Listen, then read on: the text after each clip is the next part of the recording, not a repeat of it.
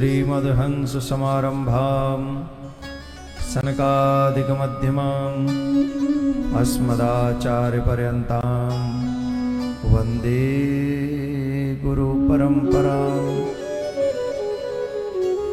जन्माद्यस्य तोऽन्वयादितरतश्चार्थेषु विज्ञस्सुराट् तेने ब्रह्महृदायादिकवै मुह्यन्ति यत्सूरय तेजो वारिमृदां यथा विनिमयो यत्र सर्गो मृषा धाम्ना स्वेन सदा निरस्तुपहकं सत्यं परं धीमहि। नारायणं नमस्कृत्य नरं चैव नरोत्तमं देवीं सरस्वतीं व्यासं ततो जयमुदीरयेत्। कृष्णाय वासुदेवाय हरे परमात्मने प्रणतक्लेशनाशाय गोविन्दाय नमो नमः। नमस्ते भगवते कृष्णाय कुण्ठमेधसे राधाधर सुधा सिन्धो नमो नित्यविहारिणे। राधां कृष्णस्वरूपां वै कृष्णं राधास्वरूपिणं कलात्मानं निकुञ्जस्तं गुरुरूपं सदा भजे। वसुदेवसुतं देवं कंसचाणूरमर्दनं देवकी परमानन्दं कृष्णं वन्दे जगद्गुरुं। ध्यानमूलं गुरुमूर्ति पूजामूलं गुरुं पदं मन्त्रमूलं गुरुं वाक्यं मोक्षमूलं गुरुं कृपा। ध्येयं सदा पर्वभग्नमभीष्टदोहं तीर्थास्पदं शिवरं चिनुतं शरण्यं प्रत्यार्तिहं प्रणतपालभवाब्धिपूतं वन्दे महापुरुषते चरणारविन्दं। राधा साध्यं साधनं यस्य राधा मन्त्रो राधा मन्त्रदात्री च राधा सर्वं राधा जीवनं यस्य राधा राधा राधा वाचकीं तस्य शेषं। श्री राधा मेरी स्वामिनी में राधे तिरुदास जन्म जन्म मोहि दीजियो श्री चरणन को वास। वर्षाने की राधिका नंद गाम के श्याम इनके चरणन में करूँ मैं कोटि कोटि परिणाम। कृष्णं नारायण वंदे कृष्ण वंदे ब्रजप्रियं कृष्णं द्वैपायन वंदे कृष्ण वंदे ब्रधासुदम्।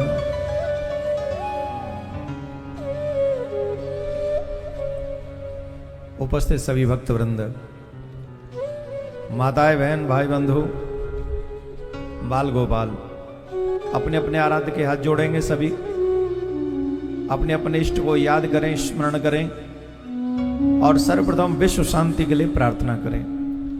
जो भी साइडों में खड़े हैं, हमारा निवेदन है आप बैठ जाएं, जिससे जो श्रोता बैठे हैं उनको हवा मिलती रहे। आप खड़े रहेंगे तो हवा क्रॉस नहीं होगी। तो जहां भी स्थान मिले प्रेम से। ये आयोजन सिर्फ एक अग्रवाल परिवार का नहीं, हम सब सनातनियों का है। सभी सनातनी ये समझे कि हमारा आयोजन है, हम सभी इसके कार्यकर्ता हैं। इतना विशाल आयोजन जब हमारे नगर में होता है तो सनातनियों को वो सारा आयोजन अपना ही समझना चाहिए। बढ़ चढ़कर उसमें कार्यकर्ता बनकर सेवा करनी चाहिए और जो भी हमारे द्वारा उसमें सहयोग हो सकता हो वो सहयोग करना चाहिए। सहयोग आप जाके शांति से बैठ जाएं, ये भी अपने आप में एक सहयोग है। आप कथा सुनने गए और वहां जाके प्रेम से बैठ गए, इसे भी आप कम बड़ा सहयोग मत समझिए।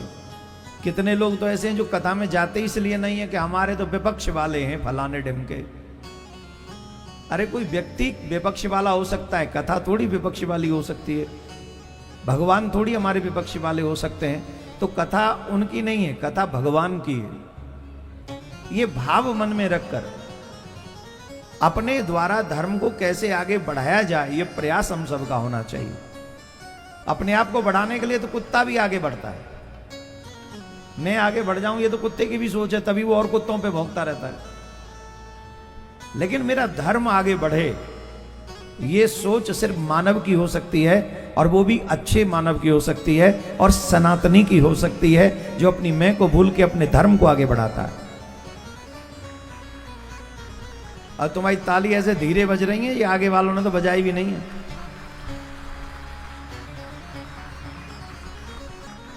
तो इतना बड़ा लेक्चर मैंने इसलिए दिया कि आप शांति से जहां भी हो वहीं पर बैठ जाओ। आओ दोनों हाथ जोड़ो और प्रार्थना करेंगे विश्व शांति के लिए। ईश्वर सब सुखी हो, कोई न हो दुखा, सब हो निरोग भगवान, धन धान्य के भंडार, सब भद्रभाव देने, सदमार्ग के पथिक हो, दुखिया न कोई होवे, सृष्टि में प्राण धारी।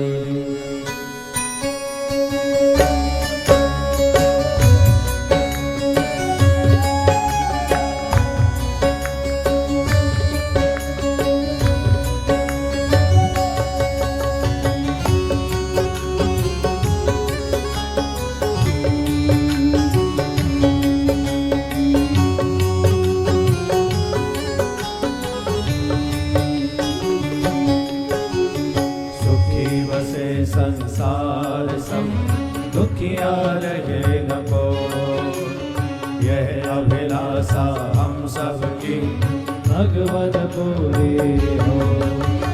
विद्या बुद्धि तेज बल सबके भीतर हो, दोल भोग धन दान से वंचित रहे न को।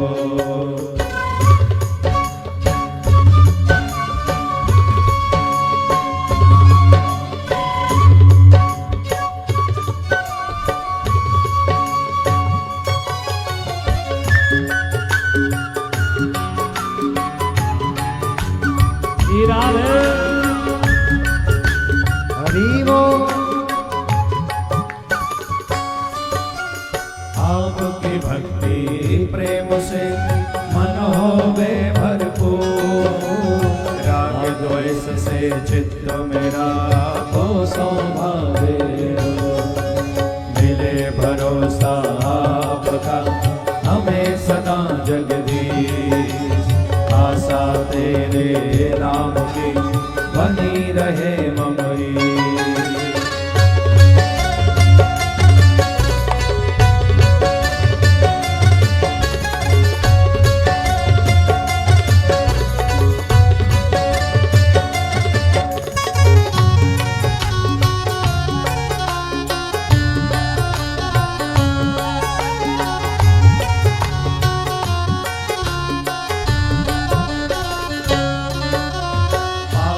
हमें बचाइए करके दया दया, अपना भक्त बनाए के सबको करो निहार, दिल में दया उदारता मन में प्रेम अपार, हृदय में धीरे दीनता हे मेरे करता। हाथ जोड़ विनती करूं सुनिए कृपा निधान, साधु संगत सुख दीजिए दया धर्म का दान कीजिए, दया धर्म का दान कीजिए, दया धर्म का दान कीजिए, दया धर्म का दान कीजिए, दया धर्म का दान कीजिए, दया धर्म का दान कीजिए, दया धर्म का दान। सर्वप्रथम मेरे परम आराध्य श्री युगल सरकार के चरणों में कोटि कोटि नमन। उनसे प्रार्थना वो अपनी व्यासपीठ ग्रहण करें। उनके उपरांत में परम श्रद्धेय श्री सदगुरुदेव भगवान के चरणों में कोटि कोटि नमन। उनसे प्रार्थना वो अपना आशीर्वाद हमें प्रदान करें। स्थान देवता, वासु देवता, ग्रामीण देवता, नगर देवता श्री ताप्ती मैया का कोटि कोटि नमन, वो भी अपना स्थान ग्रहण करें। विद्युत समाज, सभी ब्राह्मण समाज, संत समाज पधारे सभी भक्तों के हृदय में उपस्थित मेरे सर्वेश्वर भगवान को कोटिशः नमन। YouTube चैनल के माध्यम से जो देश विदेश में प्रभु प्रेमी जुड़े हैं उन सबको मेरा प्यार भरा राधे राधे। बोलो ही नहीं, तुम्हें तो आज व्रत रखा होगा ना। काय का व्रत है? शनिवार का कि रविवार का? जोर से बोलो, और जोर से बोलना। हमारे वृंदावन में जो प्रिया कांजू का मंदिर बना है, प्रिया कांजू बड़े चमत्कारी देवता है। जिनको भी जो भी चाहिए 11 पूर्णिमा करते हैं, कीर्तन में जाते हैं, घी का दीपक जलाते हैं, मन्नत का धागा बांधते हैं और उनकी मनोकामना पूर्ण होती है। कई निसंतान गृहस्थियों को उन्होंने संतान प्रदान की है, किसी को 15 साल बाद, किसी को 23 साल बाद, और किसी को 65 साल की आयु में दी। ये चमत्कार है प्रिया कांजू का, जहां से ठाकुर जी ने हमको यहां भेजा है। हम यहां आए नहीं है, प्रिया कांजू के द्वारा भेजे गए हैं कि जाओ मुल्ताई के लोगों को भी वृंदावन की भक्ति का रस आस्वादन कराकर उन्हें भी ब्रज में बुलाने का कार्य करो। तो आप अभी तो गए नहीं हो, जो गए हैं उन्हें मालूम होगा कितना चमत्कारी देवता है।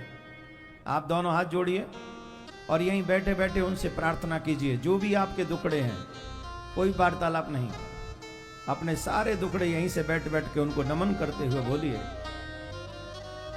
हे प्रियका, हे प्रियका, हे प्रियका, हे प्रियका, हे प्रियका, हे प्रियका, हे प्रियका, हे प्रियका, हे प्रियका, हे प्रियका, हे प्रियका, हे प्रियका, हे प्रियका,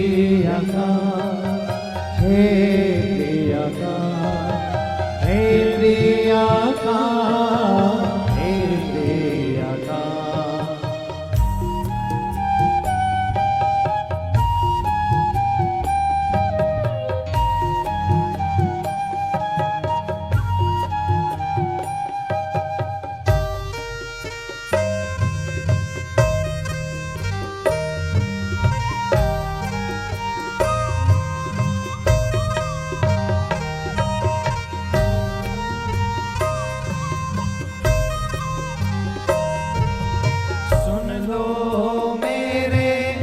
दिल की पुकार, सुन लो मेरे दिल की पुकार, सुन लो मेरे दिल की पुकार, सुन लो मेरे दिल की पुकार।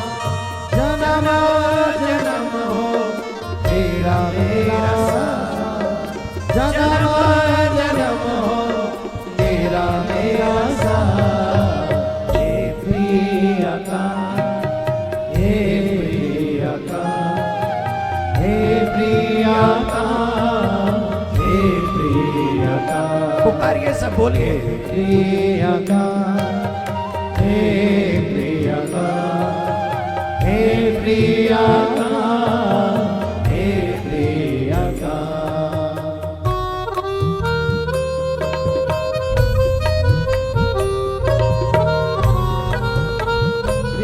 जो सरकार की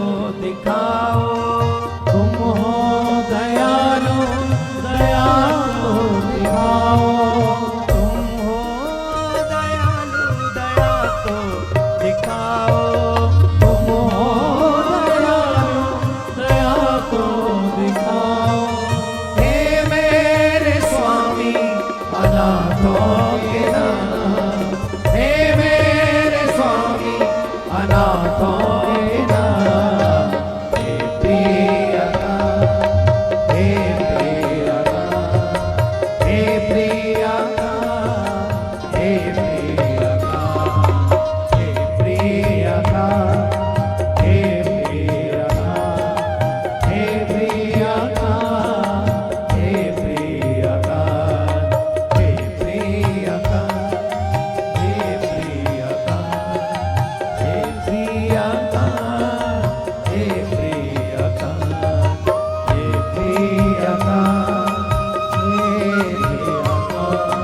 हे प्रियकांत, हे प्रियकांत,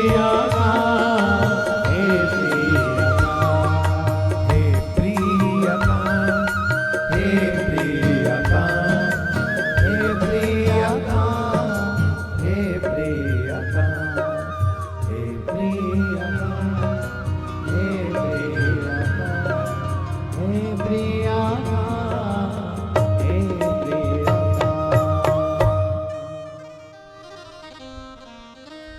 बोले भागवत महापुराण की सदगुरुदेव भगवान की श्री प्रियकांत जो सरकार की व्यास जी महाराज की सुखदेव जी महाराज की निम्बार्क भगवान की कृष्ण जन्मभूमि की सनातन बोर्ड की धर्म की अधर्म का प्राणियों में सद्भावना विश्व का कल्याण गौ हत्या बंद हो गौ माता की सेवा विश्व में शांति विश्व में शांति विश्व में शांति हो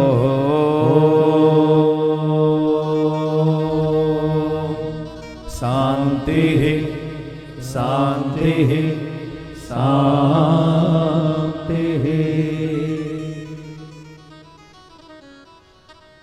एक बार सभी बोलेंगे प्यार से राधे राधे।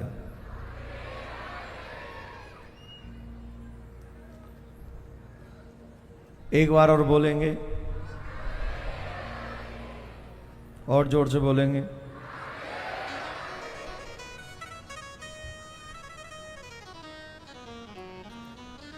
आजकल कुत्ते पालने की बड़ी आदत हो रही है।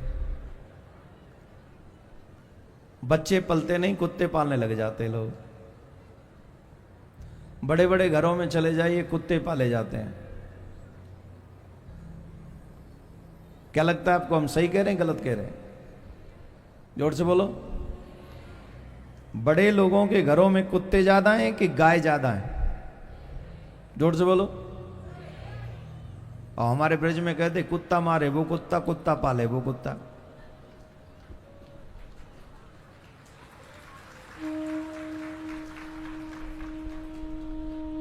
लेकिन एक अच्छी बात से आज की कथा का प्रारंभ करते हैं, ध्यान से सुनिए।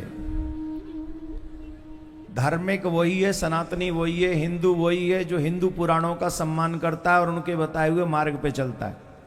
मनमुखी जीवन तो कोई भी जी लेगा। पशुओं में और मानवों में यही भेद है, पशु सिर्फ अपने पेट के लिए जीते हैं और मानव अपने कल्याण के लिए जीते हैं। जो मानव योनि पाने के बाद अपने कल्याण के लिए जीता है, सही माने में वही सच्चा मानव है। हमारे पुराणों में कुत्ता पालना तो बहुत दूर की बात है। हमारे शास्त्रों में लिखा है, जब कहीं गलती से कुत्ते से स्पर्श हो जाए, गलती से भी कुत्ते से स्पर्श हो जाए, तो हमें सवस्त्र स्नान करना चाहिए। Listen to me my dear. सवस्त्र, सवस्त्र माने जिन वस्त्रों के सहित हमारा स्पर्श उस्वान से हुआ है, उन वस्त्रों को एक वस्त्र भी कम किए बगैर उन्हीं वस्त्रों के साथ हमें स्नान करना चाहिए, तब शुद्ध होता है। और यही क्रिया शमशान में जब अर्थी लेकर जाते हैं, कितना पवित्र हो जाता है मनुष्य उस शव को उठाने से। कि जब शव को उठा के जाता है तो मनुष्य अपवित्र हो जाता है, तो वो शुद्ध कब होता है? बोले सवस्त्र स्नान करने के बाद शुद्ध होता है। जिन वस्त्रों को पहन के गया है, उन्हीं वस्त्रों के सहित उसे स्नान करना है, तब शुद्ध होता है। हमारे शास्त्रों में कहा है अंग वंग कलंगेशु चेवलम स्नानम माचरेत, अर्थात हम लोग जब भी तीर्थ इत्यादि से वापस आते हैं, यात्रा पे जाते हैं, और तीर्थ यात्रा से जब हम वापस आते हैं तो हमें वस्त्रों सहित स्नान करना चाहिए। घर आने पर घर के द्वार पर ही, भीतर नहीं। घर के बाहर ही हमें वस्त्र सहित स्नान करना चाहिए, क्योंकि वहां की जो एनर्जी है, जब मार्ग में जाते हैं, रास्ते में जाते हैं, कहीं शमशान भी पड़ता है, कहीं अनेक अनेक ऐसे स्थान पड़ते हैं जहां भूत प्रेत निवास करते हैं, जहां अनेक अनेक नेगेटिव एनर्जियों के आसपास से भी हम गुजरते हैं। तो नेगेटिव एनर्जी के पास से जब स्पर्श वहां के निकलते हैं तो कोई ना कोई एनर्जी हमें स्पर्श करेगी, और वो हमारा स्पर्श न करे तो वस्त्रों का स्पर्श करेगी, तो कहीं ना कहीं वो टिकी रहेगी। तो क्या करें, जब वापस आए तो सबसे पहले उन्हीं वस्त्रों सहित द्वार पे, घर में प्रवेश करने की बजाय स्नान कर लें वस्त्रों सहित। फिर क्या होगा, वो नेगेटिव एनर्जी आपके घर में प्रवेश नहीं कर पाएंगी और आपका घर हमेशा पॉजिटिव एनर्जी से भरपूर रहेगा, क्योंकि अभी आप तीर्थ से आए। बोलो राधे राधे। ऐसे धीरे नहीं बोलना, जोर से बोलना, और जोर से बोलना। आजकल के बच्चों को तो ये मालूम नहीं होगा, थोड़े से पहले चले जाएं तो पता होगा कि जब भी घर से बाहर से हम लोग आते थे ना घर में, तो घर के बाहर दोनों हाथ पांव धोते थे हम लोग, गेट पे ही। हाँ, तुम आपस में बात मत करो, तुम्हारे जमाने की बात नहीं। कई बच्चे आपस में बात करें, तुम्हें याद है क्या ऐसा कुछ होता था? तुम्हारे जमाने की बात नहीं है, थोड़ा और पहले के जमाने की, तुम्हारी मम्मी के जमाने की बात होगी शायद, या फिर उनकी मम्मी के जमाने की। पहले घर में चप्पल जूते भी नहीं जाते थे। एकदम बदल गया है मानव। जो भीतर के लोग थे उन्हें बाहर कर दिया, जो बाहर के लोग थे उन्हें भीतर कर दिया, एकदम पलट दिया है। ऊपर से कहता है मॉडर्न हो गए, जूते तेरे घर में आ गए, कुत्ते तेरे घर में आ गए, और तू मॉडर्न है? कौन से एंगल से तू मॉडर्न है? जिस घर में भगवान रहते थे, शंख ध्वनि होती थी, घंटा घड़ियाल कीर्तन रामायण की आवाज आती थी, उस घरों में, उन घरों में अब कुत्ते आने लग गए, कुत्ते भौंकने लग गए, और अपने आप को मॉडर्न कहते हो। ये बातें हमने इसलिए बताई हैं, ये वो छोटी छोटी बातें हैं जिनसे हमारे घर में पॉजिटिव एनर्जी आ सकती है, और इन पॉजिटिव एनर्जियों के आने से हमारे घर के दुख भी मिट सकते हैं। अगर हम गलत काम करेंगे या नेगेटिव एनर्जी को अपने घर में जगह देंगे तो हमारे घर में कभी ना सुख रहेगा, ना शांति रहेगी, ना समृद्धि रहेगी। लेकिन जब हम अच्छे कार्य करेंगे, कुछ कर्म संभाल लेंगे, तो फिर थोड़ा पॉजिटिव एनर्जी आएगी, जिससे हमारे घर में सुख, शांति, समृद्धि भी आएगी। बोलो राधे राधे। जोर से बोलना पड़ेगा। अब देखो धीरे बोल रहे हो तो ये ठीक नहीं। जो भी माताएं बहनों के आगे कहीं जगह हो, जिन्होंने पर्स घेर के रखे हो जगह, निवेदन है कि थोड़ी थोड़ी खिसकाओ।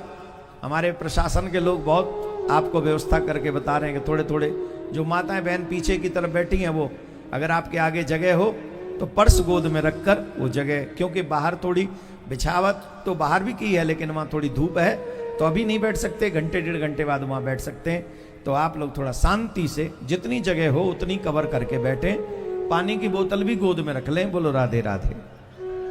पानी पिए नहीं, बोतल गोद में रख लें बस। पानी ज्यादा पी लोगे तो फिर आप लोग फिर कहोगे कि रास्ता देना जाना है, फिर आने के लिए भी रास्ता चाहिए। तो पानी और भोजन कथा से पहले कम पान करना चाहिए। राधे राधे बोलना पड़ेगा, जोर से बोलना पड़ेगा।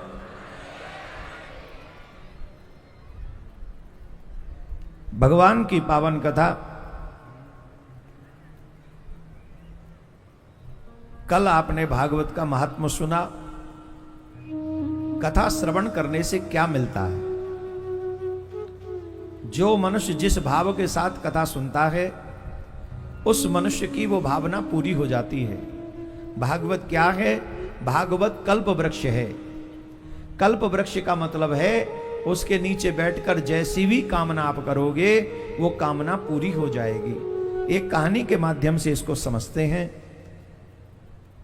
एक किसान थे, जेठ की दोपहरी पड़ रही थी, पैदल चले जा रहे थे।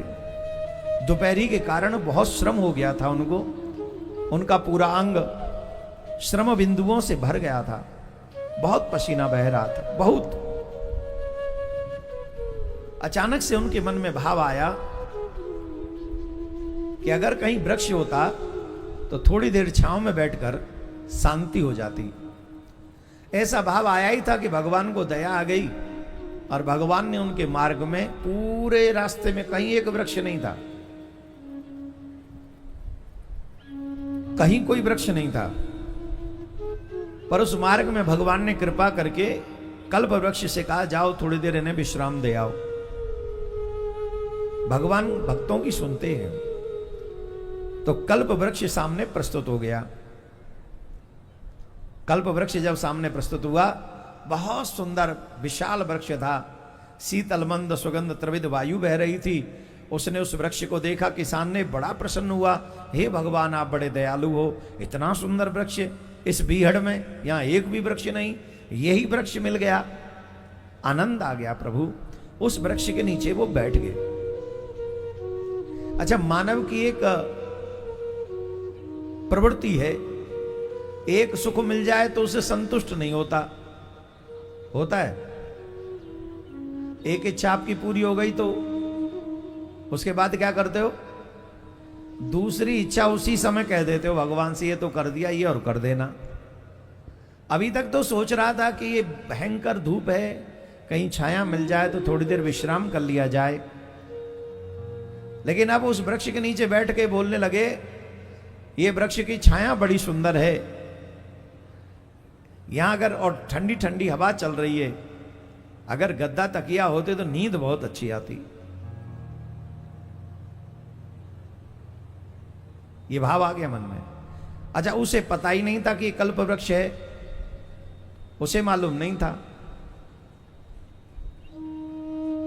कल्प वृक्ष का मतलब ही है कि उसके नीचे बैठ के आप जो कल्पना करोगे उसी समय वो कामना पूरी हो जाएगी। उसने कहा गद्दा तकिया होते तो नींद बहुत अच्छी आती। उसने ऐसा सोचा और इतने में बहुत सुंदर मखमली गद्दे तकिए आ गए, बहुत सुंदर ऐसा बिस्तर आ गया, स्वप्न में भी उसने नहीं देखा था। इतना सुंदर बिस्तर स्वप्न में भी नहीं देखे थे, वो आ गया। और वो तो देख देख के बड़ा प्रसन्न हो रहा, अरे इन पे कैसे लेटूं, इनमें हाथ भी लगाऊंगा तो गंदे गंदे हो जाएंगे ये। लेकिन फिर भी आनंद आ रहा था गद्दों पे बैठ के। अचानक से उसके मन में याद आया कि महाराज भूखे भजन न होए गोपाला, भूखे पेट नींद थोड़ी आती है, अगर कुछ खाने को मिल जाता तो आनंद आ जाता, थोड़ा सा ही मिल जाता, चल के थक के भूख लग रही है।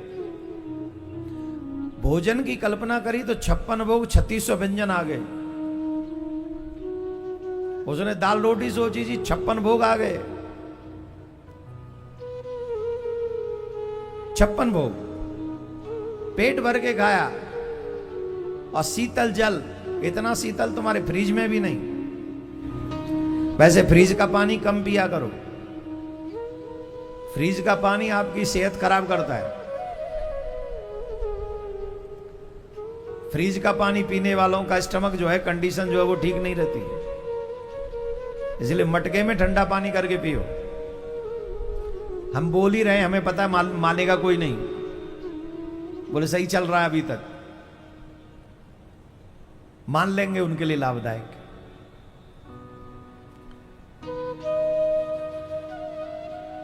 शीतल ठंडा जल 56 भोग पाने के बाद अब किसान ने पैर लंबे किए।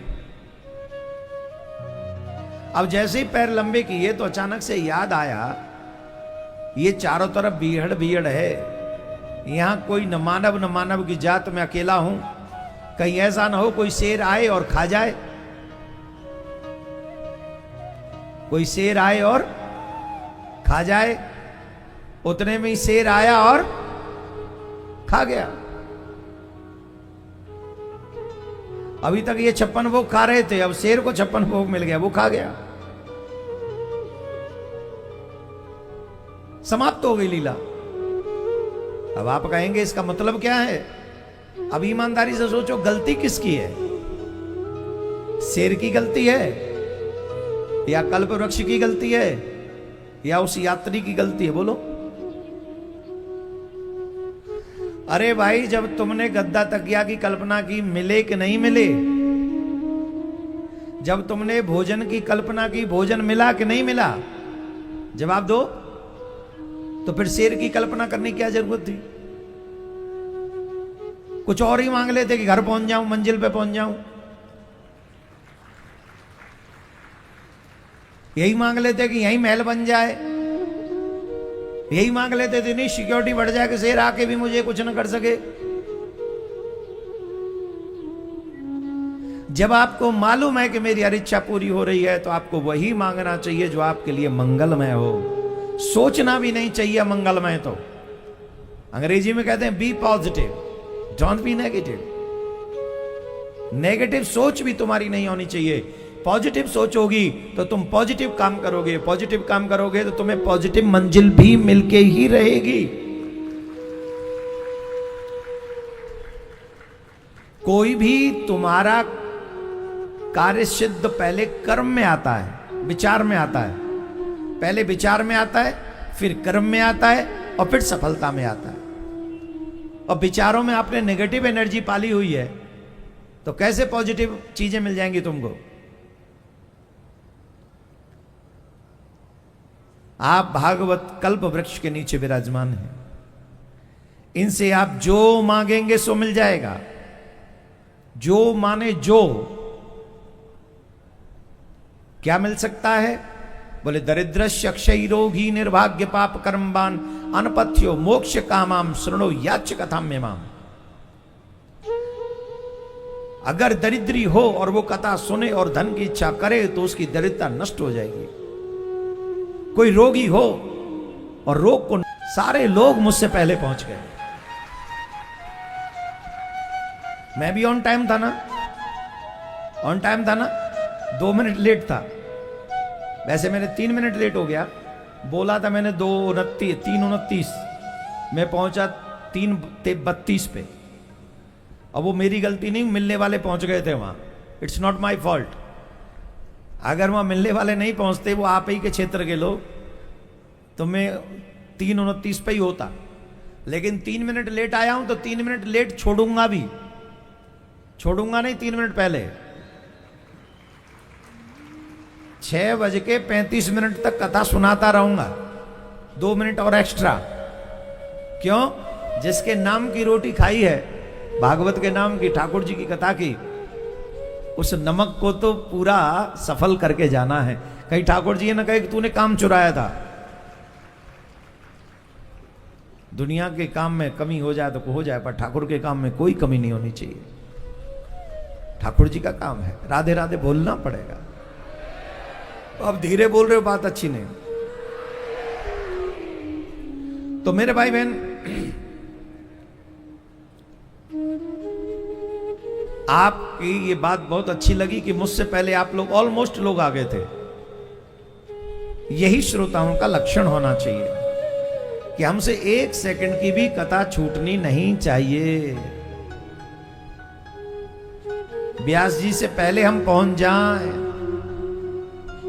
जो ऐसे लिसनर्स होते हैं, श्रोता होते हैं, ऐसे श्रोता ठाकुर जी को बहुत प्रिय होते हैं। और ऐसे श्रोता जो मांगते हैं ठाकुर जी से, ठाकुर जी कृपा करके 1 क्षण में उन्हें प्रदान कर देते हैं।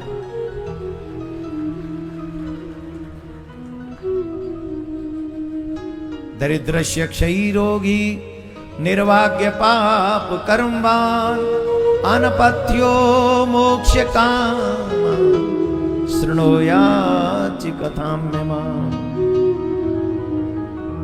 रोगी निरोगी हो जाएगा, निसंतानवान को संतान की प्राप्ति होगी, बोले महाराज जिसके पास सब कुछ हो, जिसे कुछ चाहिए ही नहीं, संतान भी है, शरीर स्वस्थ भी है, धन भी है, सब व्यवस्था है, उसे कुछ मिलेगा कि नहीं? बोले उसी को सबसे ज्यादा मिलेगा। जैसे संसारिक कोई वस्तु नहीं चाहिए, उसी को सबसे ज्यादा मिलेगा। बोले उसे क्या मिलेगा? बोले मोक्ष कामाम।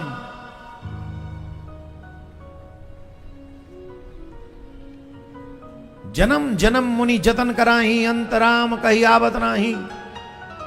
जिस मोक्ष को पाने के लिए बड़े बड़े ऋषि मुनि तप करते हैं, यज्ञ करते हैं, यजन करते हैं, साधना करते हैं, उपासना करते हैं, अगर संसारिक वस्तु भागवत से न मांगी जाए तो यही भागवत ग्रंथ उसे अंत में मानव जीवन का परम चरम लक्ष्य मोक्ष प्राप्त करा देता है।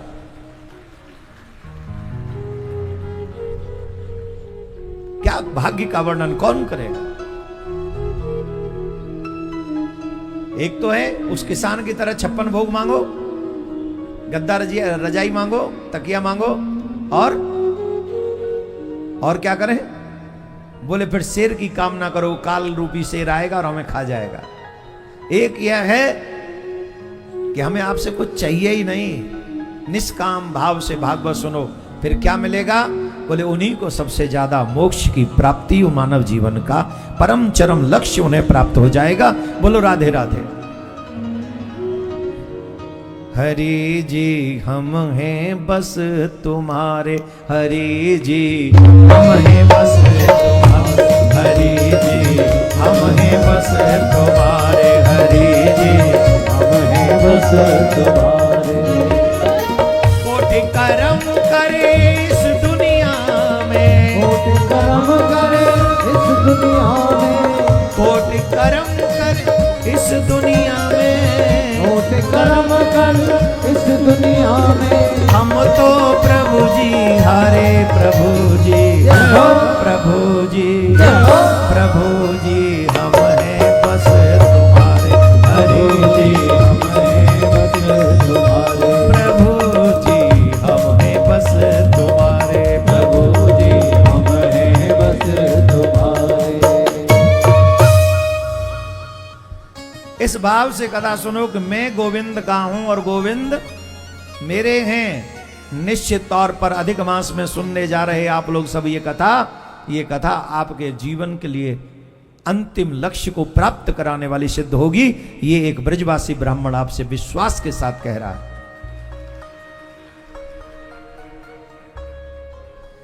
देखो पहले जो श्रोता होते थे ना, वो आंख बंद करके आचार्य पर विश्वास करते थे।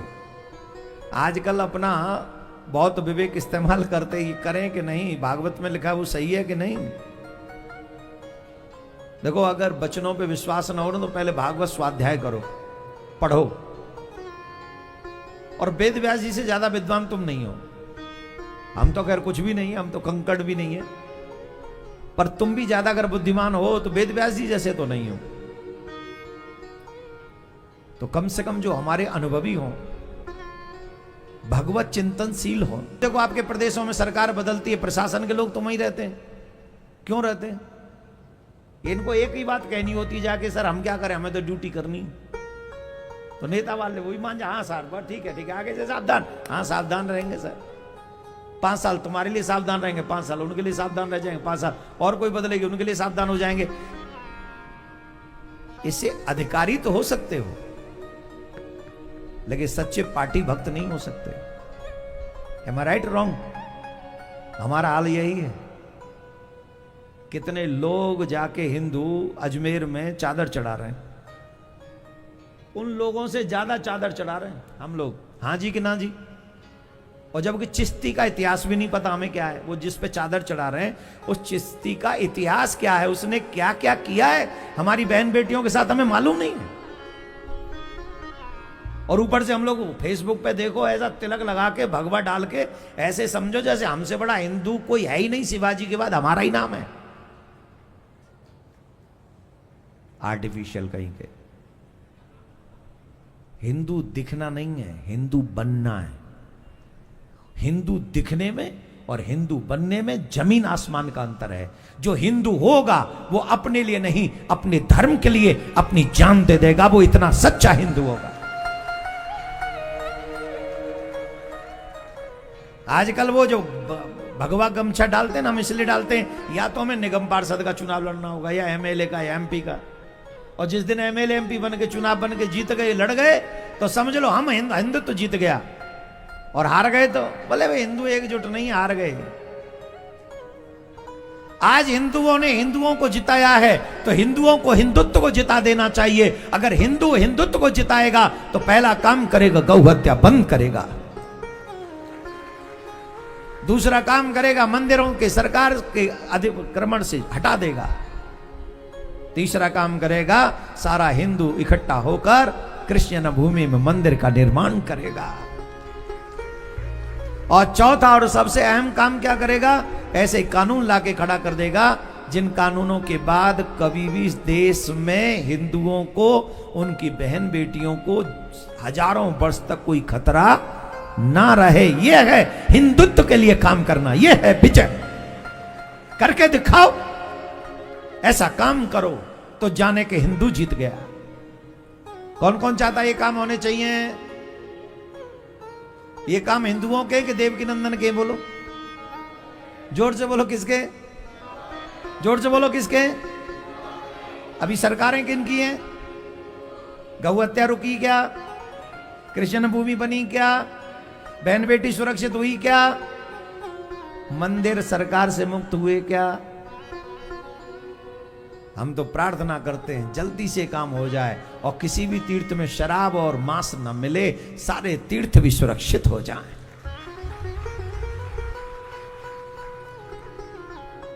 राधे राधे बोलना पड़ेगा, ऐसे धीरे बोल रहे हो। स्वयं भी हिंदू रक्षक बनो, धर्म रक्षक बनो। शास्त्र कहते हैं धर्मो रक्षति रक्षितः। तुम धर्म की रक्षा करोगे, धर्म तुम्हारी रक्षा करेगा। अभी जब मैं आ रहा था तो एक बाबूजी हमको आते समय मिले, बोले महाराज आपको टीवी डिबेट में देखा है, आप टीवी डिबेट में लड़ जाते हो हिंदुओं के लिए। मैंने कहा मैं हिंदुओं के लिए कम लड़ता हूं, अपने धर्म के लिए ज्यादा लड़ता हूं। हिंदुओं का तो पता नहीं कब किसका साथ देंगे, मेरा साथ तो कितना देंगे भगवान ही मालिक है, लेकिन धर्म की गारंटी लेता हूं। चाहे हिंदू मेरा साथ दें या न दें, लेकिन मेरा धर्म मेरा साथ देगा, देगा और देगा।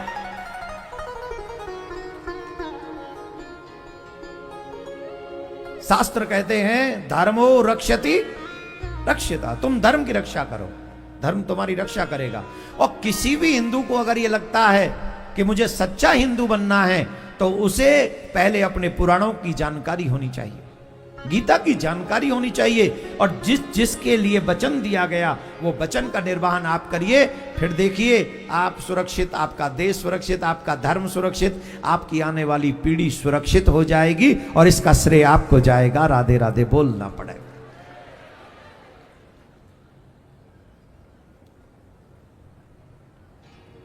भगवान भी इस पृथ्वी पर बार बार आते हैं या अपने लोगों को भेजते हैं? किसके लिए, किसके लिए भेजते हैं बताइए? गीता में भगवान बताते हैं यदा यदा धर्मस्य ग्लानिर्भवति भारतः अभ्युत्थानम् अधर्मस्य तदात्मानं सृजाम्यहम् परित्राणाय साधूनां विनाशाय च दुष्कृतां धर्म संस्थापनार्थाय संभवामि युगे युगे। जब जब पृथ्वी पर अत्याचार बढ़ता है, तब तब मैं अलग अलग अवतार लेकर आता हूं। किसके लिए आता हूं? गौ, ब्राह्मण, धर्म, भक्त, हिताय च, इनका हित करने, गौ की रक्षा करने आता हूं, ब्राह्मणों की रक्षा करने आता हूं, धर्म की स्थापना करने के लिए आता हूं। ये भगवान ने कहा है कि नहीं कहा है? जोर से बोलो, सुना है आपने? पहले भी सुना है। तो जो काम करने भगवान आते हैं वो काम मैं क्यों नहीं करता? मेरे द्वारा गौ सुरक्षित क्यों नहीं होती? मेरे द्वारा धर्म सुरक्षित क्यों नहीं होता?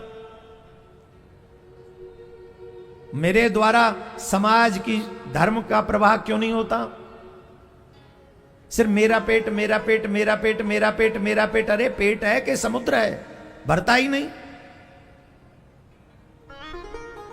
अभी एक जगह पर एक व्यक्ति पकड़ा गया है, कई करोड़ रुपया तो नगद कैश मिला उनके घर में से, और छोटी सी नौकरी करने वाला आदमी। अरे भाई बस करो। अच्छा वैसे ये गुण आना ही है, जब नौकरी के लिए पढ़ेंगे ना तो पैसा ही सर्वोपरि होगा, लेकिन जब धर्म के लिए पढ़ेंगे तो हम आपको विश्वास दिलाते हैं तब पैसा महत्वपूर्ण नहीं होगा, तब तुम्हारा सच्चा कर्म महत्वपूर्ण हो जाएगा। अभी पटना में एक वो पढ़ाते थे, क्या नाम है उनका, कोई है, अब बवंडर चल रहा, ले हम लोगों को तो ये भी अकल नहीं किससे पढ़ें और किससे न पढ़ें। हमारी बहन बेटियां जाती हैं उन के यहां पढ़ने, और मां बाप को भी पता नहीं क्या हो गया। आपकी बेटी कहां पढ़ने जा रही है, वो स्थान कौन है, पढ़ाने वाले का कल्चर क्या है, इतना भी ध्यान नहीं रख सकते आप लोग? बेटी है तुम्हारी, आत्मज है, किसी के भी यहां भेज दोगी क्या?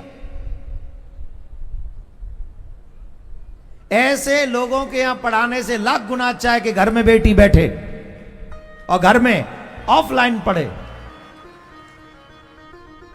और हमारे यहां विद्वान नहीं है क्या? हिंदू कहां चले गए सब? हिंदू पढ़ाएं, और ज्यादातर अपनी बहन बेटियों को, और जिम में भी देख लो वही मिलेंगे, हर जगह वही हैं। Be careful about them. आपको सावधान, मैं किसी का अपमान नहीं कर रहा हूं, उन्हें उनका काम मुबारक, लेकिन मुझे यह चाहिए कि सबसे पहले मेरी बेटियां सुरक्षित हो जाएं, बहू बेटियां सुरक्षित हो जाएं, मुझे वही काम करना चाहिए। अब देख लो उनका हाल क्या हो रहा है, गोलियां चलवाए हिंदुओं को बदनाम करने के लिए। अब मुझे नहीं पता सच क्या है झूठ क्या है, पर इस काम से एक मैसेज तो मैं अपने समाज को देना चाहूंगा, कभी भी ऐसे लोगों के चक्कर में पड़ना नहीं चाहिए। अपनी बहन बेटियों का सम्मान ही सबसे ऊपर है। अगर पढ़ना है तो अपने हिंदू भाई बहनों में ढूंढो कि सबसे अच्छा कौन है, हम अच्छी एजुकेशन कहां से ले सकते हैं, तो वहां से संस्कार भी आएंगे, एजुकेशन के गुण भी आएंगे, आगे बढ़कर अपने माँ बाप और परिवार को चलाने के गुण भी आएंगे। अगर ऐसी जगह जाएंगे तो वहां तो पूरे, मतलब क्या बोलूं मैं, सिर्फ अंत तो वहीं होगा जहां उनका एम है, इसके अलावा कुछ नहीं कर सकते। डॉक्टर ले लो वही कर रहा है, पढ़ाने वाला ले लो वही कर रहा है, फैक्ट्री में बड़ा मालिक वही कर रहा है, रिक्शा चलाने वाला भी वही कर रहा है, एक ही काम कर रहे हैं सब मिलके, वो है धर्म परिवर्तन। हमारे बच्चों का धर्म परिवर्तन कर रहे हैं, और इससे सावधान हमको रहना ही चाहिए। और अपनी बहन बेटियों से ऊपर तो हमारे लिए कोई नहीं है। एम आई राइट या रॉन्ग? जवाब दीजिए, मैं सही कह रहा हूं गलत कह रहा हूं? तो इसके लिए क्या करना है? सावधान रहना है। सावधानी हटी, फिर हम जैसों के पास, गुरुजी ऐसा हो गया, अब कुछ उपाय बता दो। अब हम उपाय अब बता दें, जब पहले बता रहे तब तो लिया नहीं, अब क्या बता दें? तो सबसे अच्छा उपाय क्या है? एक ही उपाय है, सावधानी। कहीं भी जाओ तो देख लो ब्लड सनातनी है कि नहीं, कोई भी काम करो। इवन रिक्शा में भी बैठना है तो पहले पूछ लो ब्लड सनातनी है, बोले हाँ है, बोले ठीक है अब ले चलो। वहां चलना है कहां? ताप्ती नदी के उद्गम पे कथा हो रही है, ले चलो हमको वहीं।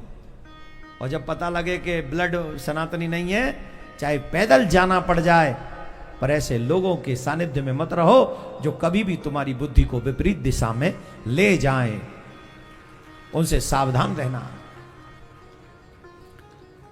भगवान भी धर्म की रक्षा करने आते हैं, हमें भी धर्म की रक्षा करनी चाहिए। गोलोक में भगवान श्री कृष्ण उदास हैं। सर्वेश्वरी राधा रानी ने पूछा आपकी उदासी का कारण क्या है? तो उन्होंने बताया कि संसार के लोग अलग अलग कर्म कर करके अलग अलग योनियों में भटक रहे हैं, इनका कल्याण कैसे हो, इनका उद्धार कैसे हो? ये मेरे पुत्र हैं, मेरी संतान है। जब गलत रास्ते पे जाते हैं, गलत कर्म करते हैं, फिर गलत भोगते हैं, फिर ये कष्ट उठाते हैं, तो मुझे भी कष्ट होता है, मेरी संतान है। अच्छा, किसी के बच्चे बाहर पढ़ रहे हैं, जिनके बच्चे बाहर पढ़ रहे हो, खुद से दूर पढ़ रहे हो, जरा हाथ उठाओ, किसी के एकाध के हो तो। शाम का समय हो, भोजन की थाली लेके बैठे हो, और उसी समय आपके बच्चे का फोन आ जाए, papa mummy I am in the problem right now, मैं परेशानी में हूं, मैं परेशान हूं, मैं कष्ट में हूं, और रोटी भी बनी हो, भोजन भी बना हो आपके मन के मुताबिक, जो आपको प्रिय है, जो भी प्रिय है, और वो सिर्फ इतना कह के फोन कट कर दे, I am in the problem, मैं परेशानी में हूं। अब ईमानदारी से बताओ, भोजन अच्छा लगेगा? जोर से बोलो, क्यों क्यों नहीं अच्छा लगेगा? अरे मेरा बच्चा परेशानी में है, तो मुझे भोजन कैसे अच्छा लग सकता है? मेरा बालक है। जैसे आपको भोजन अच्छा नहीं लग रहा क्योंकि आपका बालक परेशानी में है, वैसे ही जब आप परेशानी में होते हो तो मेरे ठाकुर जी को भी कुछ अच्छा नहीं लगता, क्योंकि हम भी तो उन्हीं के बालक हैं, हम उन्हीं के बालक हैं।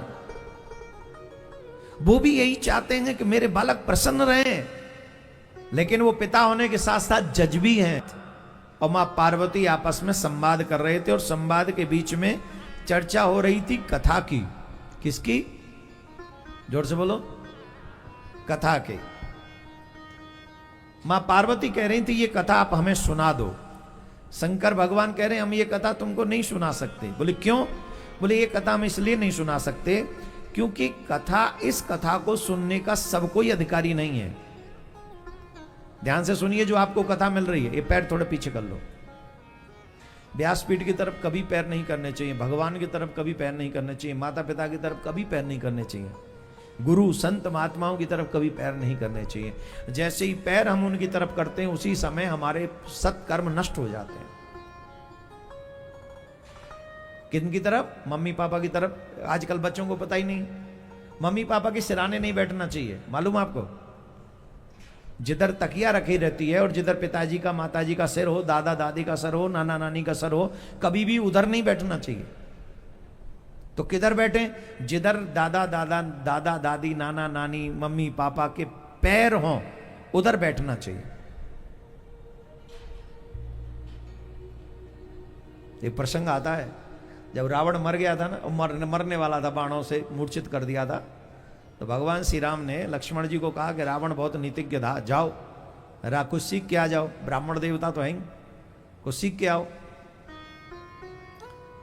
तो लक्ष्मण जी गए सीखने, तो जाके प्रणाम किया, लंकेश प्रणाम, लंकेश बोले ही नहीं, लंकेश प्रणाम, लंकेश बोले ही नहीं, लंकेश प्रणाम, लंकेश बोले ही नहीं। लक्ष्मण जी वापस आए, बोले प्रभु मरने वाले तो हैं रावण, पर अहंकार अभी नष्ट नहीं हुआ। बोले क्या हुआ? मैंने 3 बार प्रणाम किया, वो बोले ही नहीं। अरे तुमने उनको प्रणाम किया कि नहीं? बोले 3 बार प्रणाम किया प्रभु। तो भगवान श्री राम ने पूछा तुम कहां खड़े थे प्रणाम करने के लिए? तुम रावण महाराज के चरणों की तरफ खड़े हुए थे? बोले नहीं। तो?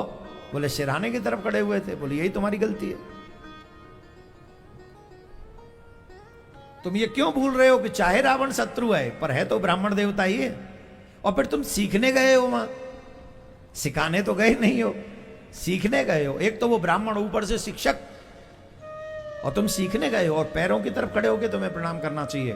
तुमने रावण महाराज का अपमान किया, जाके क्षमा मांगो फिर प्रणाम करो, और चरणों की तरफ खड़े होके प्रणाम करो। तब लक्ष्मण जी गए, चरणों की तरफ खड़े हुए और कहा मैं आपसे क्षमा मांगता हूं कि मैं पिछली बार गलती कर चुका हूं, आप मेरा प्रणाम स्वीकार करिए। और तब लंकेश कहते हैं लक्ष्मण तुम्हारा कल्याण हो।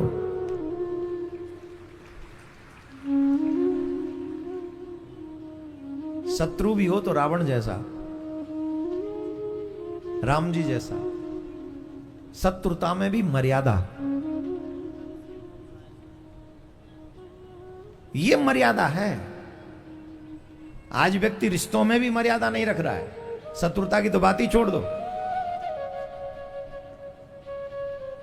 हमारे परिवार टूट रहे हैं, जितने भी सीनियर यहां पर बैठे हैं, सबसे निवेदन है, कितनी भी संपत्ति कमा के रख के चले जाओ, अगर तुम्हारे परिवार सुरक्षित नहीं रहे तो तुम्हारे जीवन भर की मेहनत और कमाया हुआ धन सब व्यर्थ हो जाएगा, सब व्यर्थ है। अगर आपके परिवार नहीं जुड़े रहे तो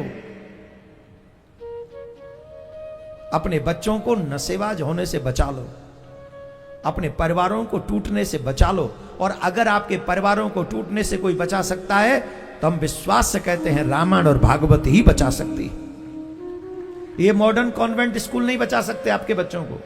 ये आपके बच्चों को नौकर तो बना सकते हैं, नौकरी तो दिलवा सकते हैं, परिवार नहीं बचा सकते।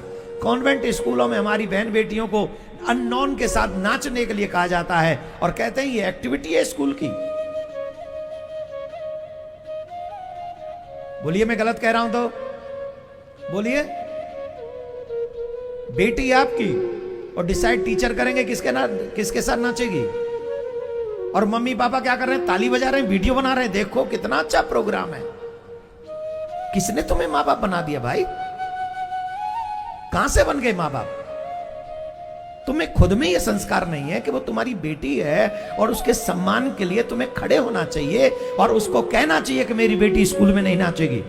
मैंने यहां नाचने नहीं भेजा है, मैंने अपनी बेटी को यहां शिक्षा ग्रहण करने के लिए भेजा है। इसलिए मेरी बेटी को शिक्षा दो जिससे मेरी बेटी संस्कारवान एक देशभक्त बन सके, भगवान की भक्त बन सके।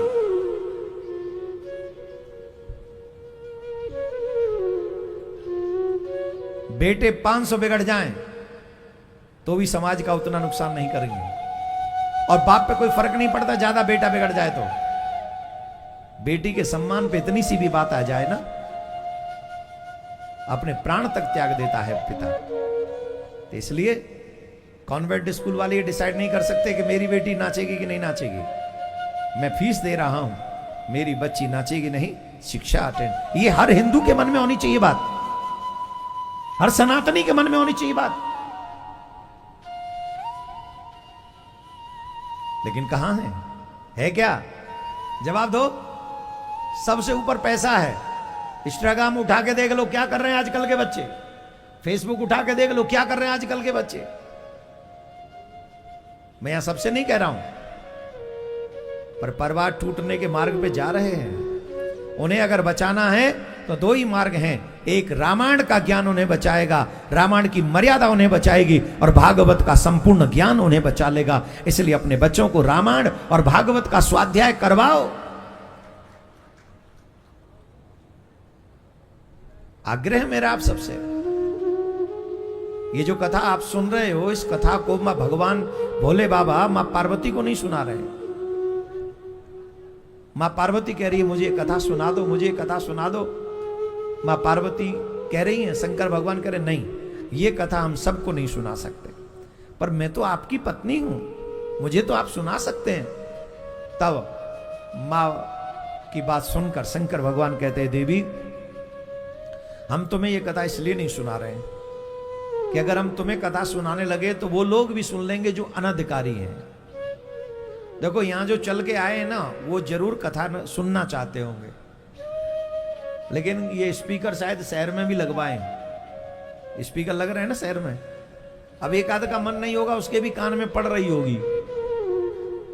अब वो आयोजकों को उल्टा सीधा सोच रहा होगा मन में, अरे अच्छी कथा करवाई इनने, हमारे कान पे भोंपू बज रहे है। तो उनके कान में कथा पढ़ते हुए भी कथा का लाभ उनको नहीं मिलेगा। कथा का लाभ किसको मिलेगा? जो श्रद्धा पूर्वक यहां पंडाल में बैठकर, आहा ऐसा लग रहा है जैसे कैलाश पर्वत पे ही सब भगवान के, शंकर भगवान के, कृष्ण भगवान के सच्चे भक्त बैठकर पंडाल में समय गोलोक और शिवलोक बना रखा है। कितना सुंदर दृश्य यहां का है। राधे राधे बोलना पड़ेगा। देखो धीरे बोल रहे हो भैया। शंकर भगवान से जिद कर रही है मां पार्वती, मुझे सुनाओ मुझे सुनाओ मुझे सुनाओ। तो जितने भी पुरुष बैठे हैं एक बात समझ लो, देवियों के आगे किसी की नहीं चलती। चलती है बोलो?